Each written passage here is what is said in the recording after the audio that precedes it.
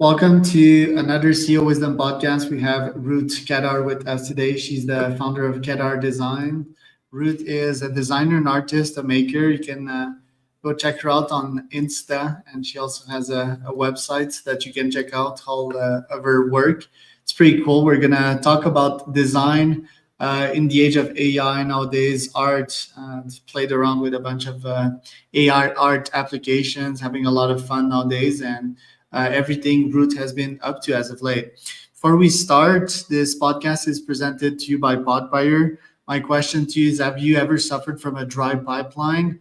It's pretty boring and depressing not to have leads as a business owner. SEO takes a bunch of time, ads are very costly, and cold email will get you in the spam. So why not start a podcast instead? Podcast that can generate up to 30 leads a month, can close 10% into clients with a follow-up system. And you have an agency, a consultant, me, that can help you do all of that. So go to podpair.com. We have a free ebook and a masterclass showing you how to start your own AI podcast. Ruth, welcome to the pod. Tell me a bit more about yourself and what you've been up to as of late. Oh, thank you, Charles. Thanks for having me. So I've been a designer for 4 decades and started in architecture. The trajectory is a little bit interesting. If you think we can expand on that a little bit. Born in Brazil, my parents decided to immigrate to Israel when I was 16. So into a new culture, completely different environment. I finished high school and went into architecture because that was something that I wanted to do for a very, very long time. It was very clear, though, very early on, that my interests actually lay in design much more than architecture, design as a broader discipline. And even though I could then kind of change and go into graphic design. At the time, I thought that that was a little bit limiting, and architecture would give me a much more broader and deeper education and foundation for me to do something else. And then I got really interested as in extracurricular. I was getting all the books then from the Basel School of Design, the Graphics Press, seeing what designers were doing. And I got really interested in information systems for architecture, which was not necessarily a field, but I felt like there was a need to translate buildings to the users. User experience was not a term then, but it really felt to me that we architects at the time would design these exquisite buildings, had plans and cross sections and whatever. But when the user entered particularly big public buildings, it was really difficult to find your way around. So that was something that I wanted very much to do. And upon graduating, I went to architects to try to see if they would be interested in that. They really couldn't see it. So I couldn't get a job in architectural firms. So then I went to graphic design firms and they couldn't hire me because according to them, I was overqualified. They don't hire architects in graphic design firms. So I moved over a little bit and decided that the way for me to do what I wanted to do was actually start my own design firm. And that was how my first office design studio was created. And I did information graphics in Israel for about 5 years. I can't hear you. You're known for designing the Google logo. Yes. Tell us the story behind that. So after these 5 years that I was working in Israel, I still felt very much like I was an autodidact, and I really felt that I was really missing a formal education in design, and that I was pulling myself by my own ponytail, a bit of a fraud. And so I was looking for interdisciplinary schools to do my master's in design. And there were two. There was MIT in Boston and Stanford in California. And, upon kind of looking at both of these, I decided that Stanford was a much better fit, and I ended up coming to Stanford and doing my master's in an interdisciplinary program between the art department and mechanical engineering product design. And when I finished when I graduated first, because I ended up doing a project, my master's projects on playing cards designs and not information designs at all, which was kind of my original plan. I think a lot of my path, my career path, is life is what happens to you when you're busy making other plans, right? But I'm really very happy about taking those tortuous roads. But I ended up going to Adobe and starting there, doing some really interesting projects and technology and all of that. And then Stanford called me back to teach the graduate program of design and also some undergraduate studies. And while I was at Stanford, I was approached by Larry Page to create the Google logo. And now the interesting aside from that is that it was not that they were doing their postdoc at Stanford. I was teaching at Stanford at the time. So you would think that the connection would be on Stanford grounds, but it wasn't. It was actually the nascent colonel here was at a Aikido dojo, and because I was, I've been training in Aikido for almost 40 years, and while I was in the dojo.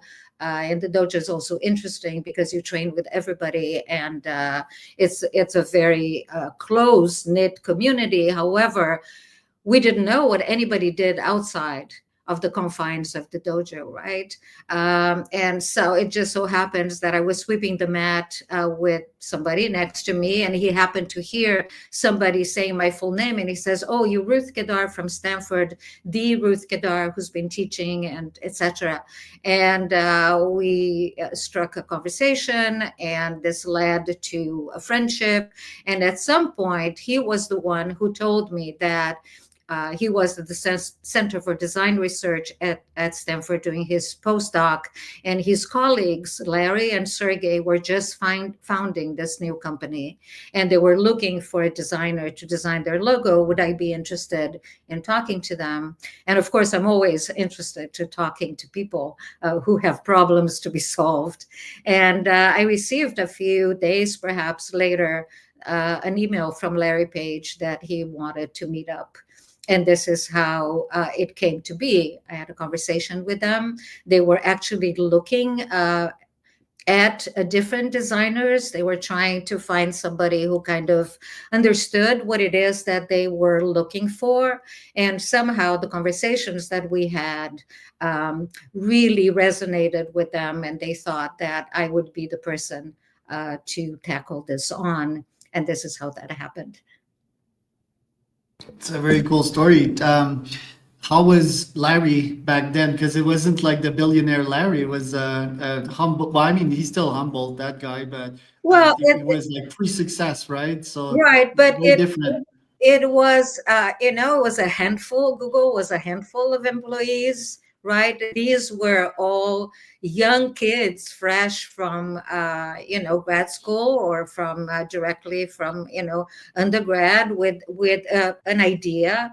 I found them incredibly charming, but also incredibly fearless, and they really felt that they had something that was really impressive, and that's something that was going to revolutionize at that time search, because search at that time was really, if you go back, they were, first of all, it's the nascence of the internet. Very few people are going to the internet to do kind of mundane jobs. At that time, it was primarily students, right? The young generation who is willing to take risks and embraces new technologies. And so at that time, the searches were all kind of for money, and it was very much a translation of the old yellow pages into the digital world, right? So if you wanted to have your business appear bigger than somebody else, you needed to pay more money, right? So that Yeah. was kind of the business model, and they came in with this algorithm that actually it was uh, how it's validated by the users who are using the service, right? And it was geared towards primarily, again, university students, because that was kind of the people who were the customers at the time. And yet the dream was big, right? But it was big, very big, and very ambitious within the constraints of having one unique product, right? Yes.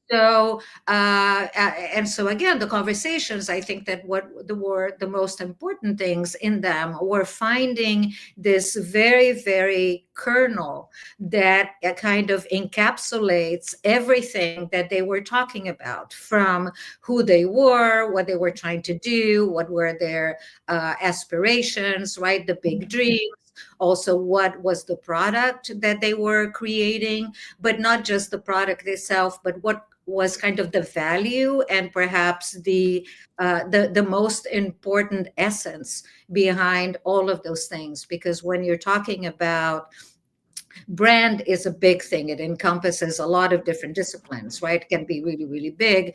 But when you're talking about logo design, it's kind of, and one of the reasons why I love it so much is that it's a distillation of these really complex ideas into a very, very small mark, right? That hopefully kind of holds within it all of that, right? So that when you then interact with it, of course, each person adds whatever their experience is with the brand to it, but it continues to serve, right? So I think that what was kind of in hindsight, looking back now at where Google was at the time where they decided to change the logo, is 15 years later, when they were hundreds of thousands of employees, global company, and hundreds, if not close to thousands of products, right? So the fact that it continued to serve for such a long time kind of speaks to the importance of understanding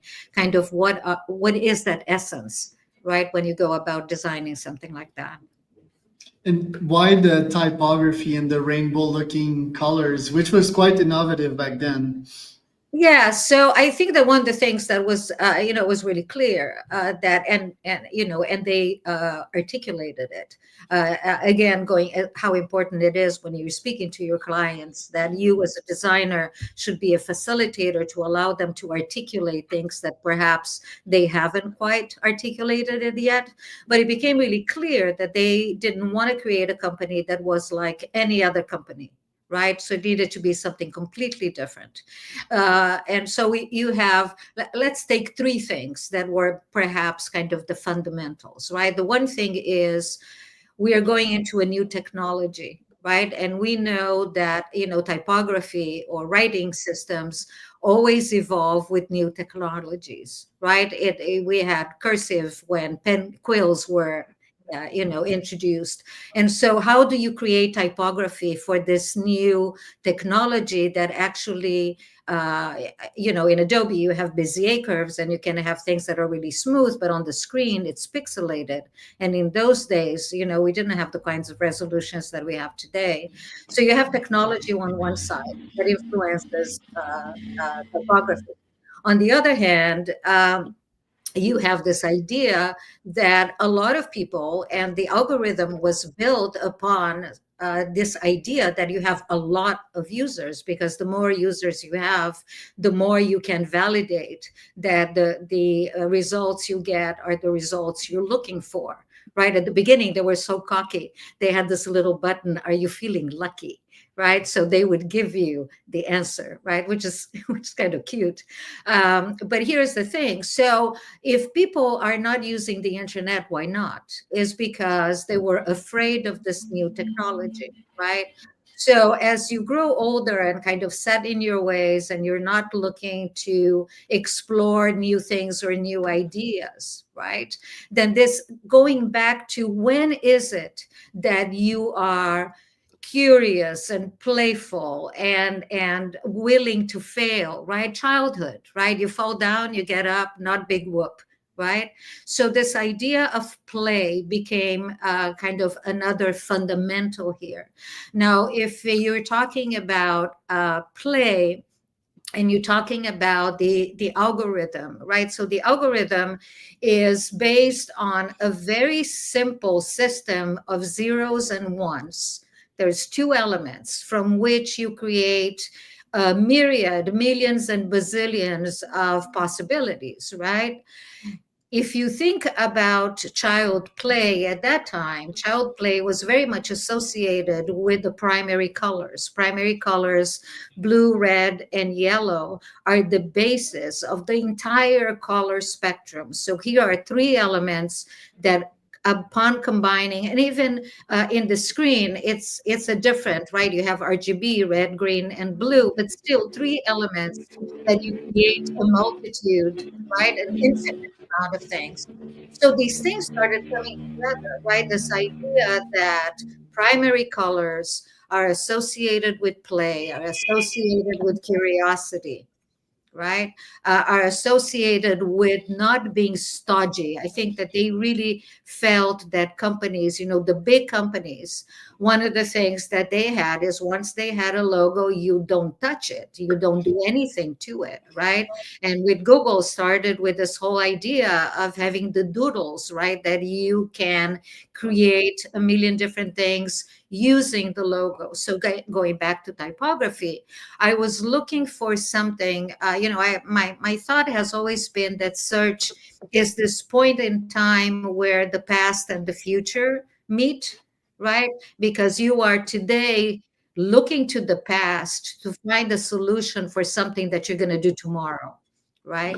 So if you think about the evolution of typography, I was really looking for a typeface that was very heavily based on the history of the development of typography, right? But was also a modern font. Also thinking about these doodles, how can you find a typeface that has each letter has a distinct element that you can then build upon it, right? So I was looking for something like that. And I ended up finding a font, Catol, that had a lot of these elements, particularly because we were going with the logo that was using only the letters that are in the Google name, right? Google. So I needed also to find a font in which these particular letters were unique, right? So the capital G, the lowercase g, the very long L, those were things that were incredibly unique. And the combination, then does it create, is it balance, is aesthetically pleasing, all of those things later on that you have to think about. But the important things are all the things that are behind that, right? So then when you start putting those things together, I modified the fonts a little bit so that again there was something that was unique to Google.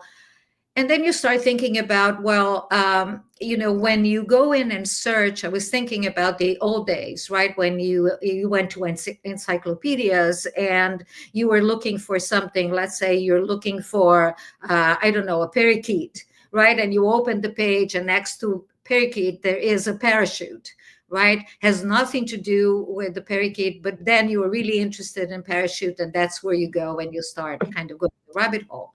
So this idea that there is serendipity and there are things that happen that are unexpected. So when taking those primary colors into the typography, let's not put them in the order that they appear in the color wheel. So that's how the order of the colors were created. Big answer. Sorry, long, but To a logo. Yeah, but it gives us an idea of how much details and how much thinking goes into one piece like that. How did that change your career after that? Because people, I mean, I think Google caught up pretty quick after you did that, right? So did you get a bunch of other opportunities after that? No, actually, it was really interesting because for 10 years, I continued to do work. I had a lot of clients. I was doing a lot of things here. Thank God for Silicon Valley and all the companies that that come out of here, and even some companies abroad. But it was at the 10th anniversary of Google, when Google was already a verb, right? When it had actually kind of, it became ubiquitous. And a lot of people started on the 10th anniversary of Google to write articles about it. And as part of the history of the of Google as a company, there was also an interest in the logo itself.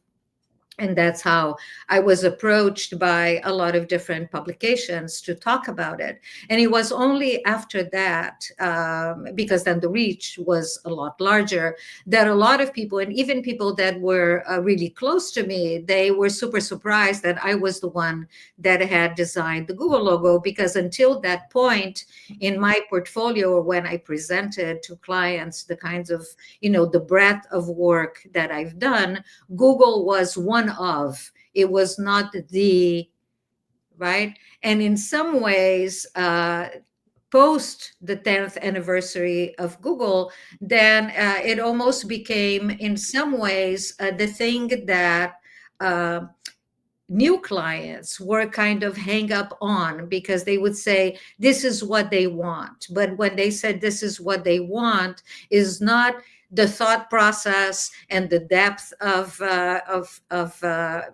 research and the ideating and the conversations. They wanted a logo that looked exactly like that, right? And so the conversations then needed to be, I needed to kind of go back and kind of really put together a very clear kind of mapping of what the process is between a designer and a client, so that they would get a logo that would have the same kind of longevity and perhaps the same kind of impact, that doesn't necessarily need to look exactly like the Google logo, which Right. kind of And defeats the purpose. But And nowadays, how do you balance your time between, yeah, doing design works for clients, art? You have an art gallery, which is pretty cool. You have playing cards as well. How do you balance your time between all of that? I try. So these days, I'm actually trying to carve a lot more time to do art, uh, and to kind of delve into things that I'm interested outside of the realm of design, right? So whether it is honing all my language skills, or again, doing my martial arts, or doing art and really exploring new things. I think that for me right now, this feels like it's the path for much more growth. I've always been somebody who's interested in a lot of different things and interested in learning new things. And right now, with the new technologies, I want to experiment, right? And I have I'm really lucky in the sense that I have the luxury that I can carve the time out to do these kinds of experiments with all of these new technologies and new mediums, and be able to do that in a way that it will enrich my toolbox. And hopefully I'll be able to do great things with it. But the idea right now is just being in the process of learning and discovery. Love that. Yeah, it's very multifaceted, and I can picture that as a flow state. Last question, you mentioned like 40 years in Aikido. Like, what has that taught you? Discipline, flow state, it's kept you in shape. What have you learned from that beautiful martial art? I think for me, and perhaps 40, it's 30 something, but 40 is getting there. But I think that what I've taken away from it the most is, Aikido is based on this idea that you need to have harmonious encounters, right? So the first thing is that you do not, if force is applied to you, you don't react with force. So it's kind of the opposite of Newtonian, physics. So the idea here is, how do you center yourself in a way that you can react calmly and appropriately? So, for example, when you train in Aikido, because it's not a competitive art, so the way you train with people that are in your own rank, you train with people that are above your rank and sometimes way above and way below. You train with beginners. And when you train with beginners, for example, they have no idea of how strong they are. They can't move necessarily in a way that it is good for them, right? And they may, or if you train with children, right, they come ramming at you, and you can't just throw them, because that's dangerous to them. So being always aware of how can you be really, and you have to be in the moment, right? But be in the moment, and in some ways be in your body, but being kind of with the larger picture, and what are the things that you need to do in order that the outcome is going to be a positive one, right? You want them, even when you throw people really really hard. For me, the great thing is when they come out of that feeling like, how did that happen, and isn't that great, because it feels great on my body, right? So those things, I think that are really important, because my job, regardless of whether I'm creating art or whether I am speaking with people in many languages or what I am working, it's all about how you deal with the other person who comes in with, perhaps had a bad day or has a lot of problems, has no time, right? Can you deal with that in a way that at the end of this encounter, as short as it may be, it leaves both of you with the sense that this was a worthwhile encounter? So I think that for me, that's kind of the most important thing, and that's one of the reasons why I stick around for such a long time. Love it. Ruth, thanks so much. Where can people find out more about you? Well, if they're interested in the design part, they can go to kedardesigns.com. If they are interested to see what it is that I'm doing with my art, is ruthkedar.com. You can find me on all the socials. I'm always really happy to talk to people. If you have questions, or if you want, some advice, I might not get back to you right away, but I will, and I try to be really thoughtful. So we'll love to hear from you. I was Ruth Kedar from Kedar